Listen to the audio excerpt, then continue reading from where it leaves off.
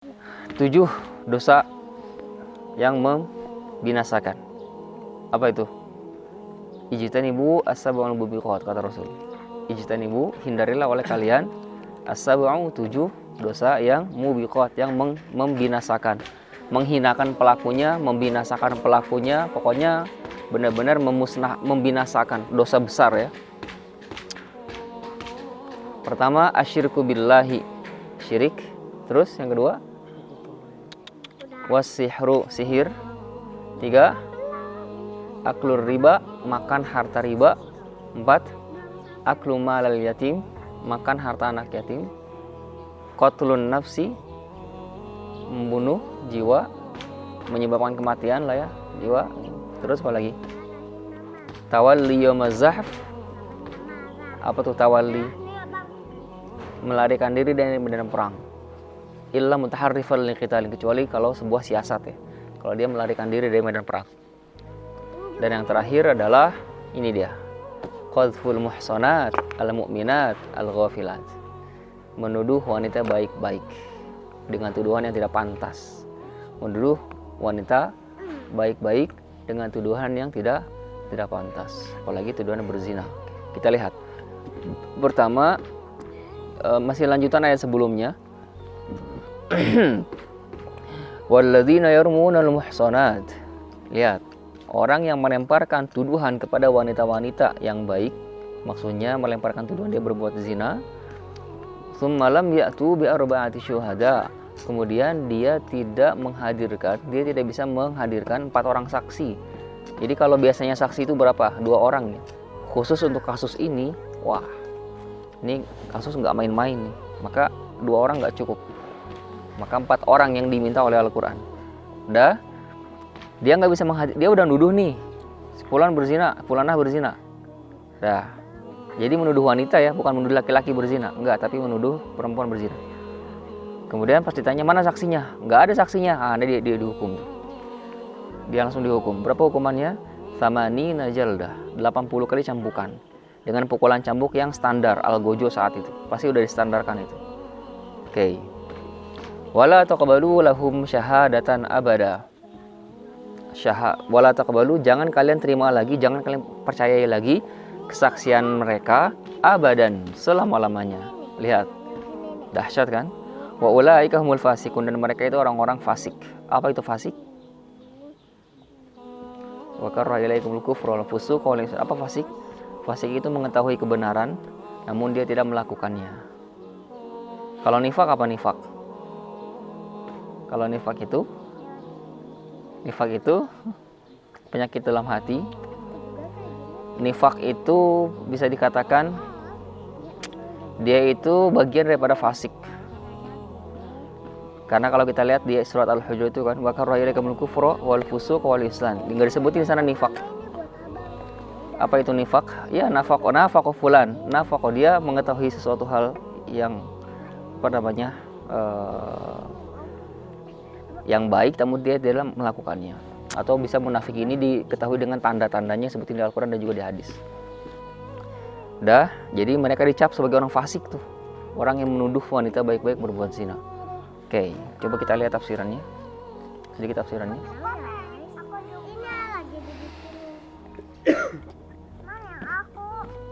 Fa idza kana maqdhuf rajulan fakadzalika yujlad qadhifuhu aidan. Jadi kalau misalkan seandainya yang dituduh itu adalah laki-laki berbuat zina nih. Jadi di ayat ini disebutin kan buat perempuan ya.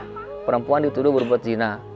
Tapi Ibnu Katsir menyebutkan ini juga bisa berlaku untuk laki-laki yang berbuat zina. Hanya saja nanti mungkin kita bagian dari tadaburnya adalah kenapa yang disebutin di sini adalah wanita, perempuan. Sebagaimana di ayat sebelumnya, kenapa yang disebutin pezina itu sebelum laki-laki itu perempuan dulu. Az-zaniyatu waz-zani. Pezina perempuan, kemudian juga pezina laki-laki. Kenapa masih perempuan dulu? Terus setelah itu dan ini tidak ada naza' bainal ulama, tidak ada perselisihan antara ulama gitu. Kemudian setelah itu apa hukumannya? Di sini Fa'aujaba 'alal qadhif idza lam yuqim bayyinatan 'ala sihhati ma. Kalau seandainya seorang penuduh itu tidak punya bukti yang kuat, maka baginya 3 hukum. Hukum pertama adalah yujlad samanina jaldah, 80 kali cambukan. Kemudian yang kedua, annahu turaddu syahadatuhu daiman. Kesaksiannya selama-lamanya enggak akan dipercaya lagi, selama-lamanya abadan. Kemudian wa an yakuna fasiqan laisa bi'adlin. Dia adalah seorang yang fasik, dia bukan seorang yang adil. La indallahi wa la indan nas. Tidak di sisi Allah Ta'ala, tidak di sisi manusia. Jadi enggak main-main. Dia cuma nuduh dan enggak ada, walaupun bercanda. Terus lanjutin. Kita belum sampai ke tadabbur ya, masih sedikit ke terjemah dan tafsir. Dan terakhir ditutup dengan illal ladzina tabu min ba'di dzalika, kecuali yang dia bertaubat. Fa innallaha ghafurur rahim. Kecuali orang yang bertaubat setelah itu. Maka di sini disebutin ikhtilaful ulama fi hadzal istisna. Para ulama berbeda pendapat dalam pengecualian ini. Hal ya'udu ilal jumlah al-akhirah faqat fatarfa'a taubah al-fisqa faqat. Jadi hal ya'udu ilal jumlah al-akhirah faqat, apakah dia kata-kata ini kembali kepada kata yang paling terakhir, yaitu apa? Wa ulaikumul fasiqun kan? Maka yang diangkat itu adalah kefasikannya. 1. Wa yabqa mardudu syahadatan daiman wa intab, dan tetap tertolak semua kesaksiannya itu selama-lamanya walaupun dia sudah bertobat. Dia sudah bertobat. Di sisi Allah Ta'ala sudah diampuni, tapi di sisi manusia kesaksiannya tetap dia sebagai dicap orang yang tidak dipercaya lagi seumur hidupnya. Tapi di sisi Allah sudah diampuni. Makanya cap stempel fasik itu dicabut. 1.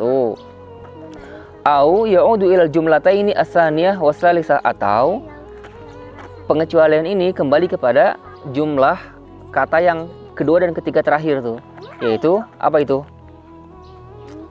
Syahadahnya atau kesaksiannya itu ditolak selama-lamanya, dan yang ketiga apa? Cap stempel kefasikan yang ada dalam dirinya itu dicabut kalau dia bertaubat. Itu kalam yang kedua tuh. Wa ammal jild faqad dzahaba wan qadha. Adapun kalau misalkan dicambuk, maka tetap dilaksanakan, namun kan setelah itu dia bisa bisa cepat hilang lah. Sawa untaba au asarra, walaupun sama saja dia bertobat atau dia tetap melakukannya gitu. Saat Imam Syafi'i idza taba. Imam Malik, Syafi'i, Ahmad bin Hanbal atau jumhur ulama mengatakan apabila dia bertobat maka syahadahnya diterima dan kefasikannya dicabut. Tapi tetap dicambuk. Dan seterusnya. Oke, intinya adalah ada 3 hukum di sana. Yang pertama apa itu? Cambuk. Setelah itu kesaksiannya tidak diterima. Kemudian yang ketiga, stempel fasik nempel pada dirinya. Kalau dia bertobat, maka ulama ikhtilaf. Yang dicabut hanya yang ketiga saja, karena kata tersebut kembali kepada jumlah yang paling terakhir. Ada yang mengatakan enggak, yang terakhir dan yang sebelumnya. Tapi dia tetap dicambuk. Oke. Terus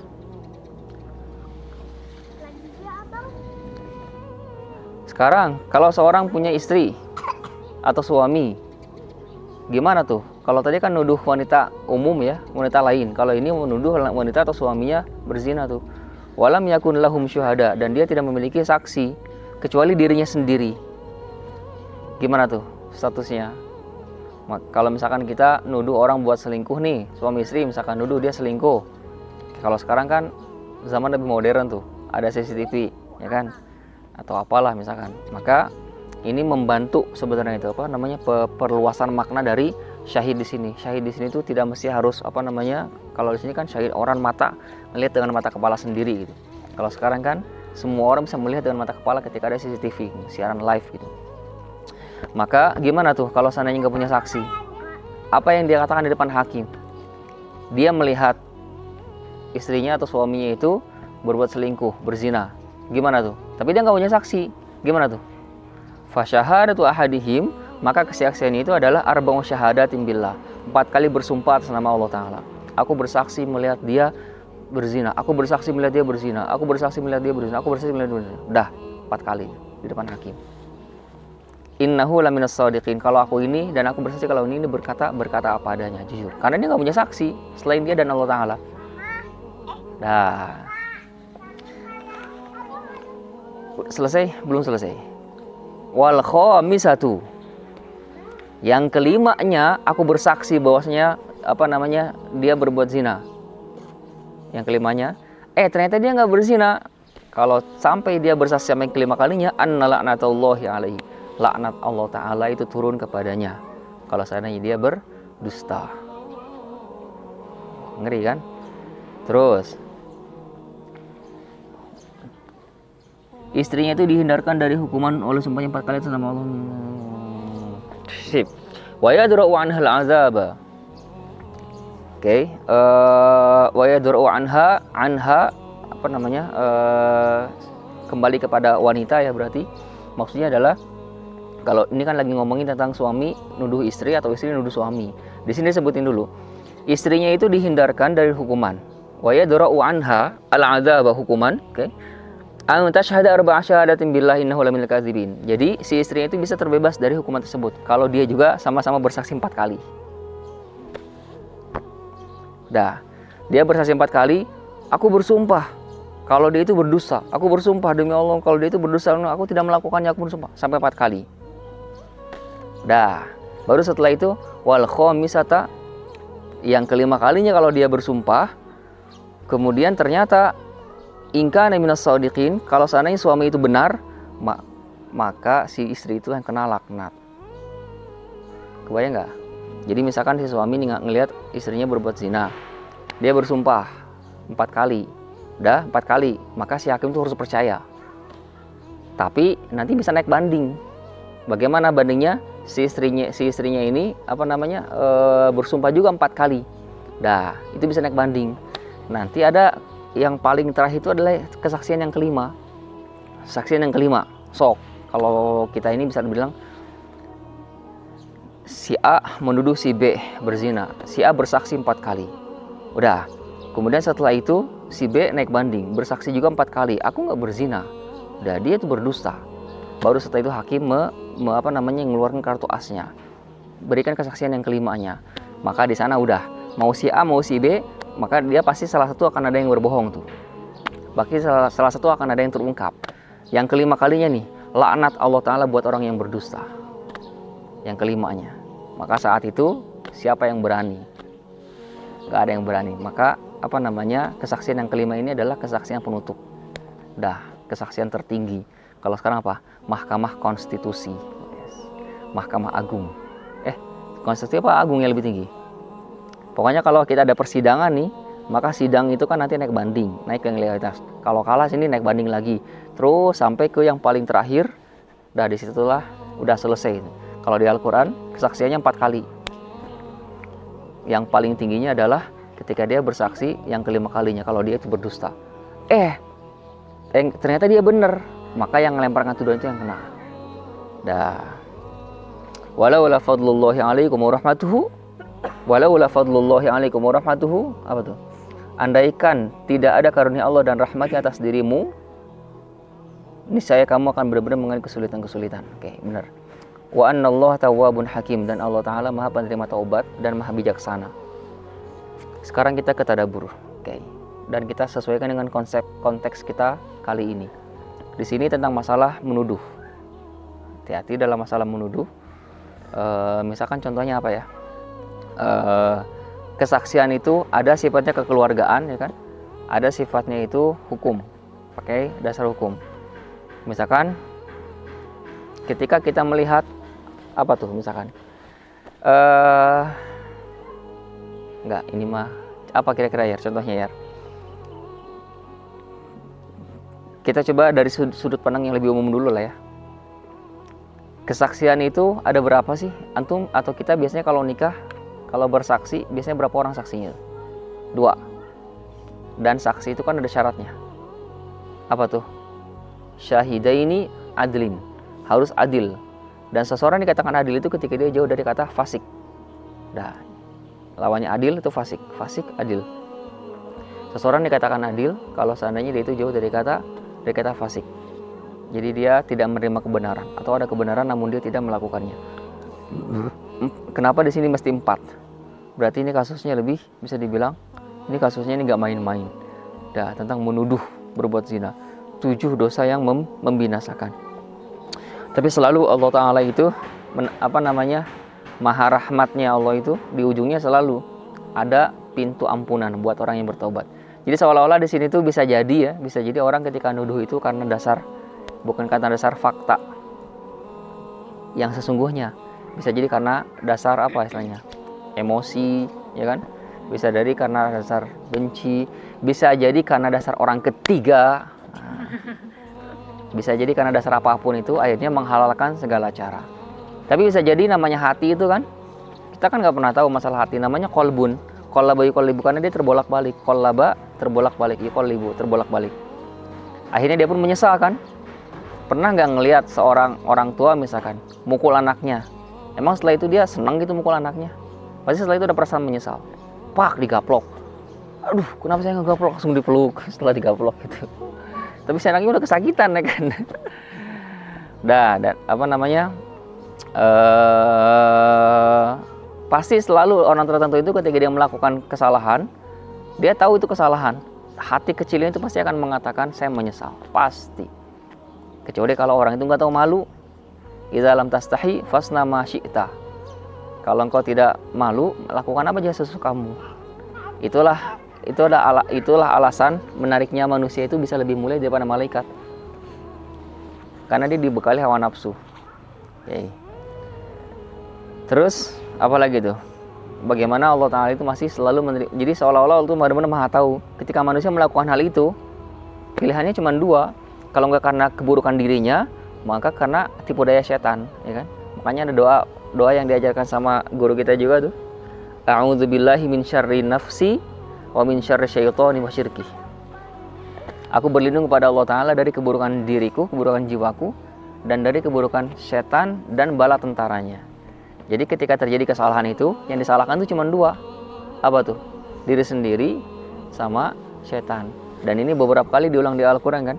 Misalkan contoh ketika cerita Nabi Musa sama Nabi Khidir, ketika lupa, siapa yang disalahin? Wa ma ansanihu illa syaiton an adzkura. Tidaklah aku dibuat lupa melainkan sama setan. Qul a'udzu birabbinas min syarril waswasil alladzi yuwaswisu minal jinnati wan nas. Jinnati wan nas. Jinnah laki-laki jin, an-nas manusia, keburukan manusia. Terus di akhir juga sama. Walaula fadlullahi 'alaikum wa rahmatuh. Kalaulah bukan karena rahmat Allah Ta'ala dan karena kasih sayangnya, maka niscaya kalian benar-benar akan binasa. Cuman kata-kata itu disembunyikan, tersembunyi. Kalau Imam Syatibi mengatakan ini, fazahim bizzakai litafdula. Ketika ada kata-kata yang sifatnya itu syarat dan jawabu syaratnya mana?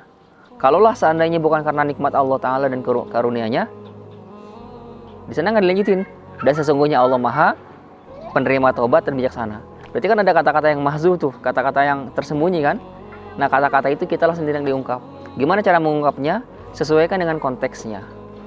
Kalaulah ini kan lagi ngomongin tentang 2 orang yang berselisih antara suami istri kan? Ya kan, berselisih suami istri.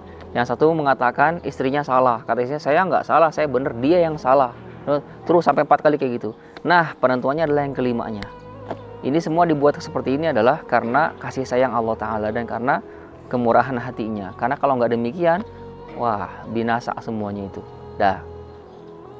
Wa anallahu tawwabun hakim. Dan ditutup dengan tawwab. Apa tawwab?